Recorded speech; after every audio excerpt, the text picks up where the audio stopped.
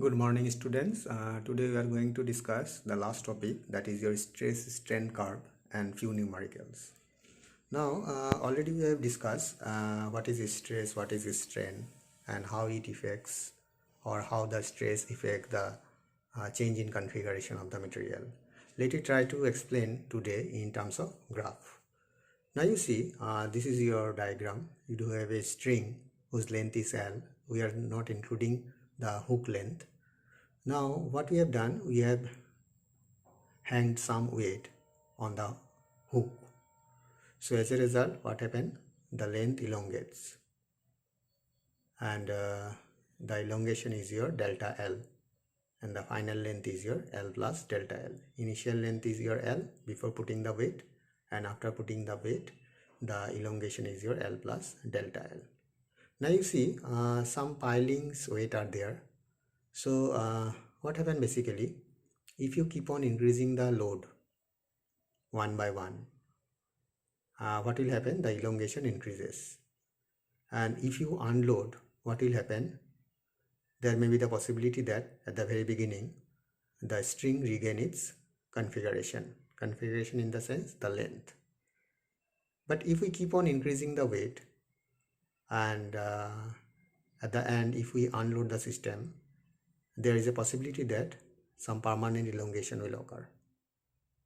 Now, after that, if we keep on increasing further, there may be the possibility that the string will break from the rigid support. So that part we are trying to explain in terms of graph. Now you see in the graph is your stress strain graph.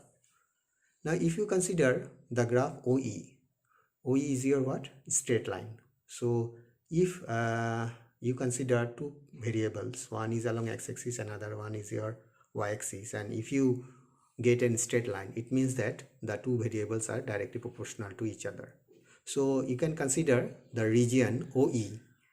Within that region, stress by strain equal to constant. It means if you put the weight, it means you are increasing the stress, and simultaneously there is an increase in strain. So if you keep the load till the point E, and E corresponds to a particular stress, and if you unload at that point, the system regain its configuration completely. Though complete regain is not possible, but you can neglect the change in length at that point. So OE is the maximum stress bearable by the string under which the stress is proportional to strain. It means if you take the weight off, what will happen? The string regain its configuration. So OE is your stress by strain equal to constant. Now let me consider the point A. Now you see, if you consider EA region is not a straight one, rather it is curved. Now A is your elastic limit. Elastic limit in the sense, though the graph is not a straight line, but if you slightly increase the stress above capital E, there may be the possibility that when the stress reaches at A, and if you unload, the string regain its configuration again. So you can consider A is your elastic limit. It means till the maximum point A, stress proportional to strain you can consider, or you can neglect that EA portion that causes permanent elongation. That elongation is very less. So A is your known as elastic limit, and E up to that point E, the stress proportional to strain. So till the point A, you can consider that stress proportional to strain, though EA is not a straight one, rather it is curved. Okay, so A is known as elastic limit, the point A basically. Now if you keep on increasing the stress, what will happen?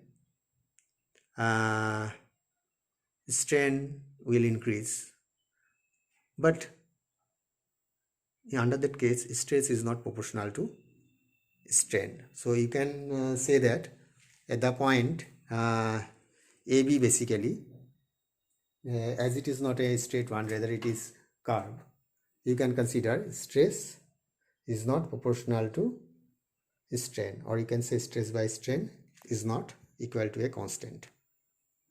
Okay, so if you consider the graph AB, under that case stress increases and simultaneously strain also increases and reaches its peak value.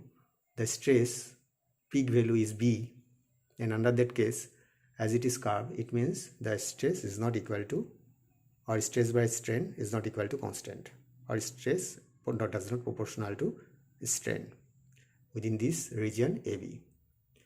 Now you see, next point is your BC. Now under that case, you see, under that case we are decreasing the stress. It means we are unloading. So if we unload, the strain also decreases. But at this point, what happened?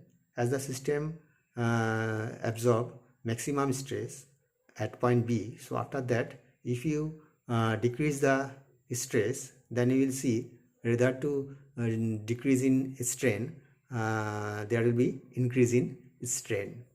So it means the system gets rupture, or system gets break, and that C point is known as fracture point. So it means point C, at that point C, the string is at the verge of breaking, so, or it breaks from the support, that is the rigid support. So these points are very important, and sometime in exam it is asked, draw a stress strain curve and explain the various region or various points. So you have to explain like this. So this is your experimental part and this is your graphical part. So in experimental part, you put the weight at the free end of the string on the hook, and simultaneously you unload and take out the change in length. In some cases till the elastic limit, and the change in length you can neglect, but beyond that you have to count the change in length. And after that, though you are decreasing the stress, but there is an increase in strain, so it means the system is the verge of breaking, and the point C is known as fracture point. So fracture point means it is about to break, the string is about to detach from the rigid support. So please go through this graph. This graph is very important. Now few numericals. Already we have discussed the formula we are trying to discuss today. So number one, a force of 1000 Newton causes an increase of 0.1% in the length of the wire of area of cross section 10 to the minus 6 meter square. Calculate the Young's modulus of the material of the wire. So given part F equal to 1000 Newton. So increase of 0.1% in the length, it means delta L equal to 0.1% of L. So delta L equal to 0.1 by 100 into L. So delta L by L is your 0.1 by 100, it means 1 by 1000, and A is your 10 to the minus 6 meter square. So the formula already we have defined in our previous class. Please check out. Y equal to F by A, that is your stress, delta L by L is your strain. So you substitute the value. F is your 1000 and A is your 10 to the power minus 6, and delta L by L is your 10 to the power minus 3. So if you simplify, minus 9 plus 9 will be there, 9 plus 3, it means 12, 10 to the power 12 Newton per meter square. So Y, that is your Young's modulus of the material of the wire. Now next one is your about bulk modulus. A spherical body contracts in volume by 0.1% when taken to 500 meter deep in the sea. Find the bulk modulus of the material. So as the contraction occurred, that's why we have given negative sign, minus delta V, 0.1% of V. So 0.1 by 100 into V, so minus delta V by V, 1 by 1000. And H is your 500 meter, so P equal to H rho G, H equal to 500 meters, so 500 into rho is the density of water, that is your 10 to the power 3 kg per meter cube, and G we have considered 10 meter per second square. So finally we will get 5 into 10 to the power 6 Newton per meter square, that is your pressure. So use the formula K equal to P by minus delta V by V. So minus delta by V by V is your 10 to the power minus 3. So ultimately we will get 5 into 10 to the power 9 Newton per meter square. Now the next numerical based on the modulus of rigidity, you check out the topic. The upper face of the cube of age 1 meter moves through a distance of 1 millimeter relative to the lower fixed surface under the action of a tangential force of 1.5 into 10 to the power 8 Newton.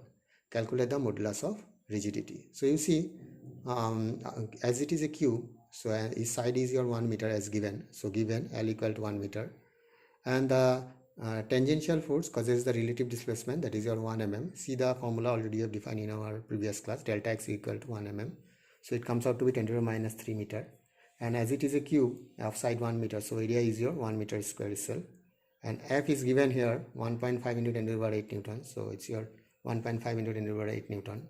So modulus of rigidity, the formula already have defined, tangential stress by shear strain.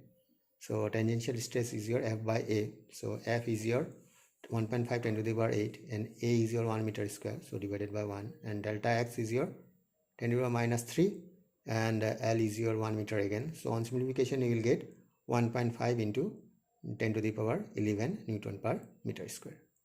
So these are the numerical based on the formula already we have defined in our previous class.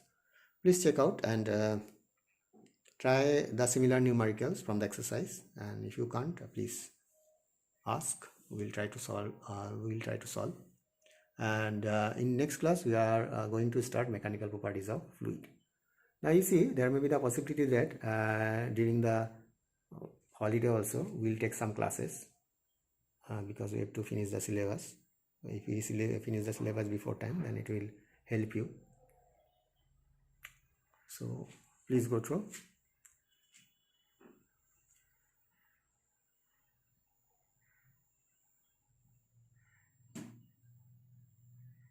Thank you.